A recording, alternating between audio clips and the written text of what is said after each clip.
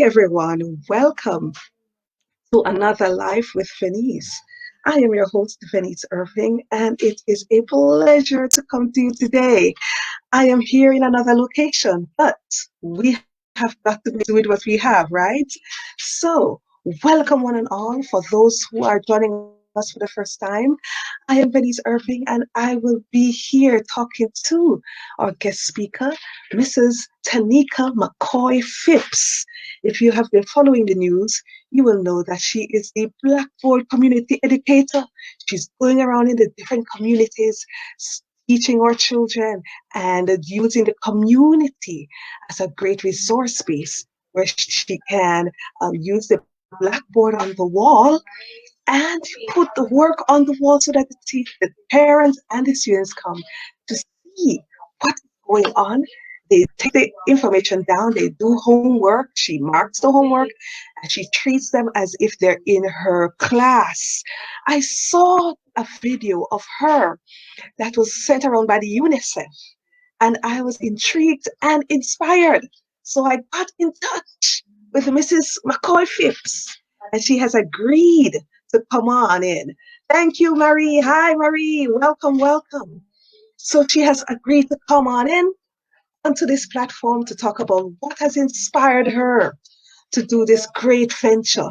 And guess what? She's not only recognized here locally, but also internationally. I tell you a joke. I went to my inbox last night, and guess who I saw on Yahoo homepage? None other than Taneka McKoy Phipps. And the heading read something like Jamaican educator, helping people in helping students in the community using the blackboard. So she has gone far and wide. And she is a woman of faith. And we're going to talk to her today about what inspired her to start this journey. So welcome, Taneka. Thank you so much for joining us on this platform. Taneka, open your mic because we're not hearing you. Welcome, welcome, Taneka. Are you there? Turn on your Yes, mic. Auntie Irvin, I am here. I am here. Good afternoon, everyone. Good afternoon to you all. We are ready to go. It is exciting to have you on our platform. Thank you so much for coming on. So the first thing I want you to tell us is about yourself. Who are you? Let us know more about Taneka. Go ahead. All right. There is so much about Taneka, but I can always put them down in just 3 P's. 3 P's will just say it all. And that is purposeful driven, prayerful, and passionate for children. Beautiful. I couldn't have said it better. Purposefully driven, passionate, and prayer driven. Yes. Perfect. All right. So, what inspired you to start this Blackboard community drive? Well, I think one of the P came out that would have allowed me to do that, and that is passionate for children. When I looked out and I saw them and I realized what was happening, yes, I realized what was happening. I knew there and then that I had to do something. And like I said before, I had to take responsibility because as a teacher, we were supposed to be there for them, monitoring them, supporting them, and supervising them. Right. And now that this is happening, COVID, I felt responsible to say, boy, we fail in a sense. We're not COVID, but, we were set back. And I knew I had to do something because truly they are our future. We said that we can't stress that enough. They are our future. And if this is how our future looks, then it is really sad. So I had to just rise to the occasion and turn me on and make fashion. You know the little Jamaican style. Because we're born Jamaican. Yes, ma'am. That's great. So you said that you looked out and you saw them. What exactly happened? Because I read the article and I knew what happened, but I wanted you to tell the viewers. What did you see when you looked out your window? Yes, ma'am. When I went to my gate and looked, I saw children running up and down, doing all sorts of things. Some riding the bicycles, some just playing games, some playing racing, some kicking the ball over the basketball court, because there's one beside me, and they're just let loose, running wild. And as I said, this is class time. This is not supposed to be happening. Even an hour or two, they should have been taken that little time to engage in some little learning, some book work. But they're just right there entirely, and it was so loud. They were like, when summer is out, and you just run off, and you just said charge, and they just gone off, and I was like, wow. This is really bad, and we can't have it to continue like this. So I went back into my home. I spoke to my daughters and my husband, and I said, look here, I will have to do something about this. I need to find something to engage them. As I said, it was even 2 or 3 hours per day. I have to engage them. So the thought came right there, because as I said, critical thinking, the thought came right there as I analyzed the whole situation. COVID is here, we cannot meet, and we have to abide by the rule of our government, but nevertheless, these children need to be occupied with some work. And the thought came, paint blackboards in the communities. And right there, I knew that I had to be proactive. I can't just think, because it's one thing to be a critical thinker, but then are you going to put in place the thought that you had, or you're just going to let it just waste like that? So I just, said to my husband, I start to delegate. I say, you are going to do this, and I want to do that, and I'm going to do this, and I just start delegate right away. So I said to my husband, I said, you're going to paint the blackboards for me, please. I'm going to buy the paint and the brushes from my pocket, and you're just going to put up the books for me. Anytime we're not able to get any permission to use a wall, we will just make one. But if we get the permission, we'll just go with that. And then I said to my daughters, you guys going to come along with me to help cover these places. So just a few days after, following day after I get the things, I'm all up and ready. I went around with my whistle, and I blew my whistle in the community, Auntie Irving, and alarmed parents, telling them that something is happening on the outside, come and see. And they looked out and saw me, and I waved to them, called them with my hands. Where is the whistle? Yes, ma'am, truly. These garrisons, and they came out to me, and I spoke with them, and I told them what is it that I'm about, and I gave them the worksheets that I walked with. And I also told them about the plan, and said that I'm going to put up blackboards at work, so you guys can have it and access it for your children, and listen at a particular time every day for the whistle, because I'll be coming around and I'll be blowing it. And they said, all right, miss, we like it, and so forth. And I move off. I didn't just talk. I just, decided to put it really in action, as I've said. But the first morning when I began to paint, men came to me and they questioned what I was about. Men of the community, done men, and questions. So what is it do your side? And explain to them and tell them what is it that I'm doing and so forth. And when they understood, they were so much amused and appreciative. They're like, you say, miss, we respect that man. Do your thing, miss, do your thing. I remember vividly what is it that they said. Do your thing, miss, do your thing. And and others that they don't use that exact word, but they definitely mean like carry on, teacher. I love that. It's positive. The kids them want it, because even though they are what they are, they still believe in education. And many of them can tell you that they wish that paid more attention. Many of them will tell me.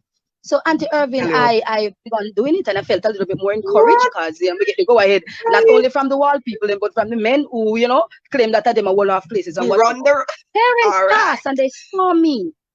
Parents passed and they saw me doing it, my sister. And they're like, miss, what is it that you're doing? And I told them, and they said, well, miss, what I'm doing? They can't come after the community, we're not somebody too. And I said, ask them where they live, and they told me, and I said, boy, that's too far. That's too far. We out of my range. They too much for the foot. So now I can't reach. And they were very sad. They're very sad. But I still proceed on and keep up with the community. Some of them that is very far off. I have to take bus at times, or just simply walk when I don't have the cash. It's quite a few of us. It's 5 of us. My 2 daughters, 2 other teachers. One of my daughters is a basic school, so it's 3 basic school. The other one is in an infant school with me, so it's 5 altogether. Right? At first, one of them stayed home, and she would like help make the charts, them the type, the worksheets, them and so forth. She knows stuff good pen penmanship. So the others we went out together. They're the ones that blackboard and so forth.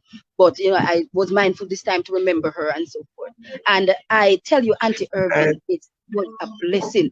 I was received. The parents love it. I see them coming out even now, taking their cameras and picture, taking it in back to their children, and other children who don't have that support, they helped themselves.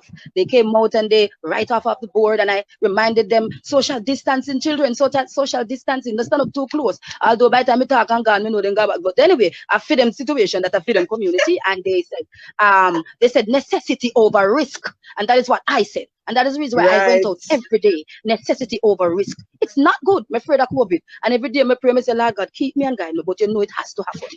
And there it goes, Auntie Herbie, until this point. I love that.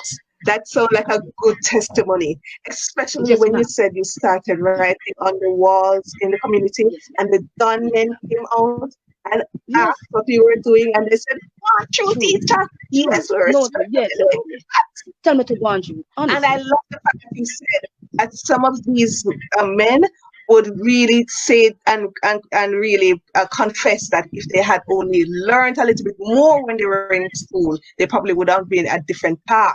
Yes, ma'am. So they want the young people from the community to be on a different path, and a different path. That's right, Auntie Herbie. Yes, ma'am. Education is the way to go. I love your story, my dear. It has been a heartwarming story. Everybody is just going around, and we are saying that the last article I read about you in the Jamaica Observer is that they're planning on giving you national honors, because people are saying, what an idea that has just got this idea and put it into action, and this story has taken legs, and it has just gone all over the place. So let me commend you. So what kind of needs do you see these kids have as you meet with them and teach them around the communities? What kind of needs are you seeing? Yes, ma'am. We just want to look at the soft needs first. At first, they need books and pencil. I purchased books and pencil. Proven came on board and gave me book typing sheets and pencils that made it way easier for me. Yes, ma'am. They did. Proven. Yes, ma'am. Proven. Yes, ma'am. I tell you that they were the first and only one from March that heard the cry and saw our plight and came in. And not only did they give us materials, resources like paint and brushes and chalks, and also typing sheets and pencils, but they gave my teachers who had been out of a job because they're basic school teacher from March, and it's without a salary, and they gave them a little stipend of $10,000 for 3 months each. Actually, two of them at that time, but they gave me extra $10,000 to buy ink and so forth every month for 3 months. The pledge was up in September, gone. So we were back on our own. But the point is, they had need. Right now, they've gone back to wanting more, whatever, book or pencil, because children stay. Them all when give them a work, they want to draw. Inside the home, them a draw, them a write. And I think it's good. You leave them, let them work on the psychomotor. So let them leave them alone. Yes, ma'am. And what they need also, it's right now it's learning kit. Because I gave them the worksheet. Learning kit. Yes, ma'am, learning kit. I gave them the worksheet because the worksheet comes from our government curriculum. We don't do this independently. We use the curriculum, the Ministry of Education curriculum, as a guide. So I teach at the school, and the work that I would do with my children, I extended it to them. That's what and sometimes when I run short, I go online. Thank God for Google. We love it, but we don't like it, but we love it. And we took information from all of it, and we prepare it to the best of our ability and take it out there. But we realize that sometimes it asks for things to be done, and these children don't have it, and they will come, and I don't know, it happened at other communities, but because these persons don't have me. But in my community now, they actually come to the wall, Miss, you have any glue?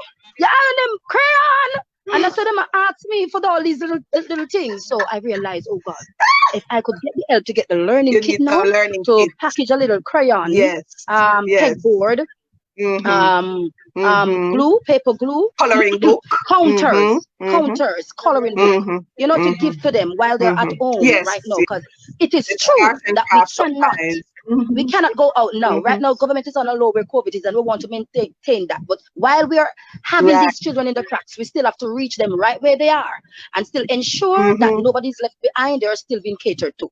And so if we give them that learning kit while they're at home, they can have the counters to help them do the numeracy, and they can have the other stuff crayon to help them with the integration and all the little stuff there. The other need that I do see, Auntie Irving, you want to say something, or I can continue to talk? No, but you can continue. I'm intrigued. Yes, ma'am. All right. And the voice of the children. Quite a few of them tell me some whole or something me to say too, because I spoke to them and I asked them, and then I'm just on their behalf. I went through this community, went in the community each morning, and as I go through there, I realized something. The children that is there, 1 and 2 of them, I spotted them already eating cheese tricks, biscuit, and drinking bag juice very early, already in the morning. And I didn't like that. I've seen it happen quite a few times. And I remember, I reflected, and I said, for some of these children, especially the low-income home ones, yes, ma'am. I remember that most of them is while they were at school, they would have gotten a proper meal at lunch. While they're at school, they would have gotten that. No, they're at home. No, they're at home. Parents just has to just throw anything they can afford at them, and it is not because many of them are on the PATH program, correct? Yes. Oh yeah, Auntie Irving, you're sweet. Oh, you know so. True. I have never even taken that consideration that thought. It's true. Yes, they're on the PATH program, and because they're not in school, and they're not in school now, so because of that, they are without. So we're calling on people like Lasco and Grace Foods to come and provide breakfast. Even a good breakfast, can keep you for the day. Yes, man, I tell you, if it's twice a day, So and I can guarantee that from Grace and Lasco. So anyone that's listening from Grace and Lasco, I'm gonna make a call or two on your behalf, rather, Mrs. Phipps, persons to come out and support the community children with food, proper food, because proper nutrition. Listen, if you don't get the nutrition, how are you gonna learn? Mrs. Phipps, I was just about to say that. If you don't, I give them the worksheet every morning. Absolutely. Yes, ma'am. I gave them the worksheets every morning, engaging them into learning, taking consideration and thought about their education. But what about the other basic need? The other basic need, like to eat food, hunger, to be fed. I said, oh Lord. So I began begging. I started to beg, and I told persons who called and they asked, what is it that I can do, Mrs. McKoy Phipps? And I told them, I said, if you could help me sort out some lunches for these children, at-risk children who's at home, who definitely working from the worksheet, who's on the program. When I put the work on the board, they're the one that really actually looking forward to receive it. That I could go around at a particular hour with the box lunches and take it to them. So at a particular time, they know look at meal coming. Look at meal coming, and they would look forward to it and be even more encouraged because they would feel like it's school outside of the school. Yes, ma'am. Mrs. Phipps, I'm gonna call you Taneka.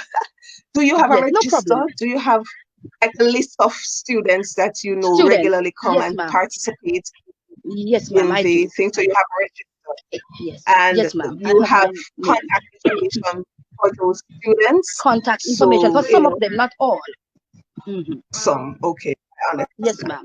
A lot of them don't have the phone, and they tell me. Right. And what about internet connectivity? I know that you said you have to sometimes Google to get resources and to make lesson plans, right? So that when you're teaching them, you're teaching according to international standards, correct? So we're calling on places like Digital and Flow. Monique Douglas, calling your name. Hello. Digital can step up and do something. We want Digital Foundation to step up and do something to help the kids in the neighborhood. Can you tell me the different communities that you are now connected with through this drive? Yes, ma'am. We have the Dollar Cree Lane community. That community, that's where I reside, and also Mongoose Town. We have the Shanty Town. We have Payne Avenue, Tavares Garden, McKoy Lane, Cole Lane, and Union Gardens. And Union Gardens, and this is all in the Spanish Town area, am I correct? Yes, ma'am. Yes, Auntie Irving. It is all Spanish Town. All in the Spanish Town area. All right, so what do you do now, Miss Taneka? Because you are there and you're giving. What do you do to relax and to enjoy self-care? I have not been relaxed from March, and this is the truth. I have not gotten the summer holiday, and I still have I've been working like Portia. Like Portia. I know me understand when she decide working. Anytime you don't see me, I am working, and I'm no joke. And I'm telling you, Auntie Irving, I'm just on it, because after I finish on the communities, I come now and I started to decide now what is it that I'm going to do for my children, and to make thoughts in my mind, documentations, all sort of stuff to put together, because you know you have your class, you have your responsibilities, and all the night. I tell you, Auntie Urban, I go to my bed every night. She's not good and it can give me strokes. I go to my bed every night very late, just preparing and taking care of documentations and stuff, and then I wake up to 5 or 5 o'clock to prepare to go out by 6 o'clock. And the only time I do rest is when Sabbath is here, and when I have to put away all cares and just spend that quality time with the Lord. And at the same time, I turn up strong, cares going on my head and make me start think about, and I feel said, Lord, hold me, Jesus, because this is your day, your time. So I don't really get much rest. So, okay, so I'm going to come back to the point of self-care, because we all want to encourage our teachers to take care of themselves while taking care of others, right? Because if you're not healthy, how can you take care of others, right? So we have to stress self-care strategies. But I also want to ask you a very important question. How has your faith impacted what you're doing in this community? Yes, ma'am. When the Lord walked the earth, he did 3 things. His main ministry was 3 things: teaching, feeding, and healing. I aspire every day to follow in his footsteps. And even before I have engaged myself in the Community Blackboard Initiative, I have been living this way, Auntie Irving. Because at my home, I host a little Sabbath school for the children of the community. Whomsoever will may come. And I've been teaching, and I would give them lunch just the same. And adults, we have a membership here. And I took that same measure in everything that I do, because we walk, talk in all of that we are. It is in him that we have our being. And so I took the same character even into the Community Blackboard Initiative and these children. I teach and I want now to feed. The only thing me not think me go probably good pan, I heal. Me left that to Jesus. But I teach and I try to feed. Because I believe that this is one of the old duty of man. Yes, ma'am. Yes. Wonderful. Can you tell me the ages of the children? What's the range there? For the community, those that are on the program in the Blackboard Initiative, or my personal class? Which one? No, your Blackboard Initiative. Blackboard Initiative. All right. Yes, ma'am. Well, it's all ages. I first started out caring for the early childhood section of it, because I am in that field. And when I looked and I saw the older children taking the work from off the board, 8, 9, 10, 11, 12, 13, 14, 15 years of age, taking the work from off them. I'm talking about 5, 6-year-old work that is posted on the board. My heart dropped with tears, and I'm like, Jesus, I'm so thirsty. Look there. They're long for school. I know them never like school. Watch them now. They miss it. You know, this is what came to them, and I was like, no, I can't have them continue to do this. It's not appropriate. I will have to now provide them age-appropriate work. And so right there and then, Auntie Irving, I took in consideration to make worksheets. And that's what you see on the video when you see 10 plus and over, the different ages there. So I spoke to my girls. I said, look here, you know me not technologically savvy, but you guys know. So go and see what syllabus these children will be doing and so forth, because we're in early childhood. And see if I can get something that's geared towards that. And prepare it and we make worksheet and carry it out, and we just paste that up on the wall beside the board, that they don't have to end up with like a full work. If you look at 5, 6-year-old, they can have something a little bit more to challenge them. So that is what I do. It's all ages. Yes, ma'am. All right. So we're going back to the self-care strategies. Now, Mrs. Phipps, I've spoken to a fellow small business owner, and she is willing to give you a gift certificate to get a free facial and massage, because we need to take care of you. So go and get your facial. So I want to big up Beauty Nurse Services. She will be coming to you. So whenever you are ready, you tell her, I will give her the contacts and everything, and we are going to be treating you because you have taken care of the community children. So beautiful. And that's the least we can do. You have a nice little massage and a nice facial, pretty up your face. Oh my Lord. Auntie Irvin, and let us take care of you. Yes, ma'am. That is so sweet. You know, I've said it to one of the reporters the other day. I said, I always think about this because I realize my purpose, that I am called to people, you know? And so I said it to a reporter the other day, and I said, I was saying to the Lord, I said, Lord, I'm Supergirl and I am here to save the world, but I want to know who is going to save me. That's a song that I heard in a cartoon that I just take on to it. You know, I laugh. I just put it up to God. I said, I want to know who's going to save me. And I'm like, what you've just said to me a while ago is so beautiful. Because here I am thinking about our children, all of us, but somebody's taking the time to think about me, the vessel. I just want you to tell that person, whoever it is, that I welcome it. No problem. You will be hearing from her. You will be hearing from her soon. And what we are doing here as you know, at Happy Teachers is to take care of our teachers because we know it is a stressful job. Even now with COVID, it's a different kind of stress that will hit our teachers. And we're here, we're encouraging self-care strategies. So while you're taking care of others, don't forget yourself. Rest, eating healthy, drinking your water, exercise. You know it, right? Because you know New Start. Don't you know the New Start? Of course. We know the New Start. Yes, ma'am. Yes. So eating healthy and taking care of yourself, because if you don't, then who will take care of our children, right? And you have your lovely family that you have to take care of too.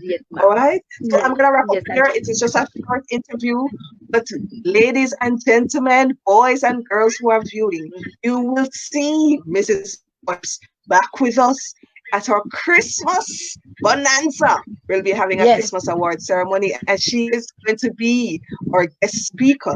So keep in touch with us, and we will show you and tell you when to go, where to go, and give you the link and all of that to hear. Because Taneka, you have this motivational thing about you.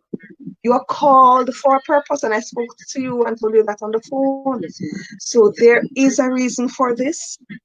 This one initiative have taken wings and gone all over.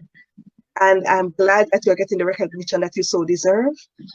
And it's full time for you to go forth and continue what you're doing. All right? Yes, ma'am. Yes, Auntie Irvin. I am so thankful for the opportunity. And what I want you to do is to leave us with an encouraging word, especially to our teachers who might be feeling a bit down and stressed out. Give us some inspirational thought before we close off. I want to say that righteousness over all things. It doesn't matter what it is that lies before you, righteousness over all things. Because even though wisdom, the Bible said, get knowledge, get understanding, but in all you're getting, get wisdom. But there's one thing that surpasses wisdom, and that's righteousness. Because wisdom is a gift from the Holy Spirit. It is a gift from God. But righteousness is given unto all man.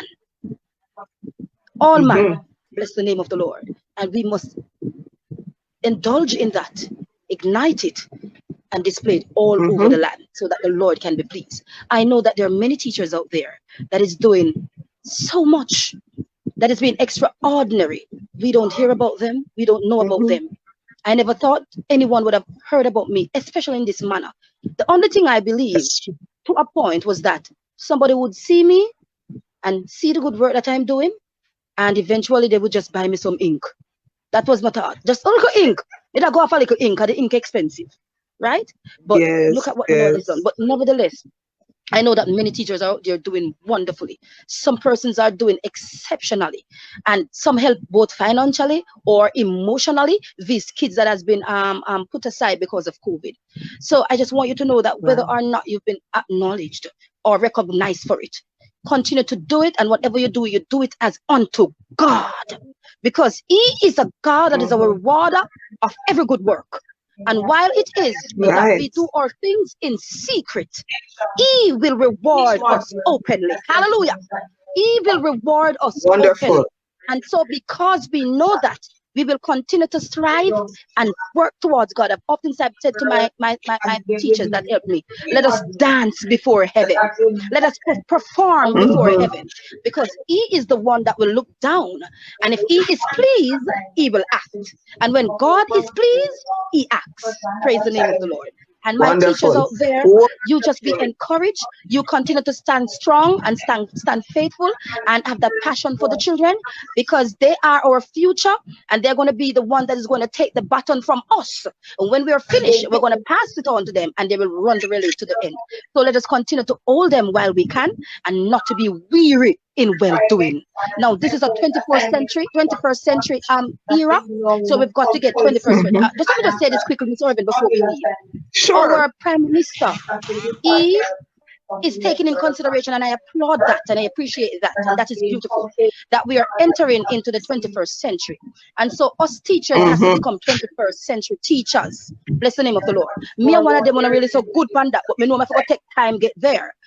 And then because of that, COVID now has a blessing, and the blessing that COVID gives to us is this: it is promoting our children to become 21st century learners, as the teachers are stepping into the 21st century and to become a 21st century teacher. So soon, when everything collide, it'll all work out and be well. Because we don't want to be left behind. We want to come out a third world country. We want to go along with the other world that is doing so well. But for now, let's continue to do what we're doing, and God will reward us. Bless the Lord. Yes. It's Irvin. Wonderful. Listen, Mr. Nico, you tell me say you can't talk.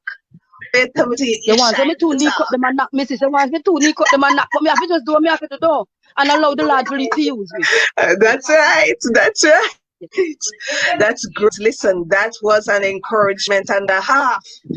So everyone that's on, I thank you for joining us. I hope that you have been blessed and inspired by this to go forth. If you have an idea, do it.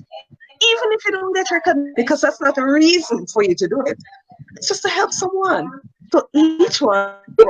All right. So take care. Have a lovely day, and I'll see you next week, where I'll talk to another teacher, another educator, a mover and shaker in the education industry. We'll see you next time. Take care. Bye bye. If they get a high grade,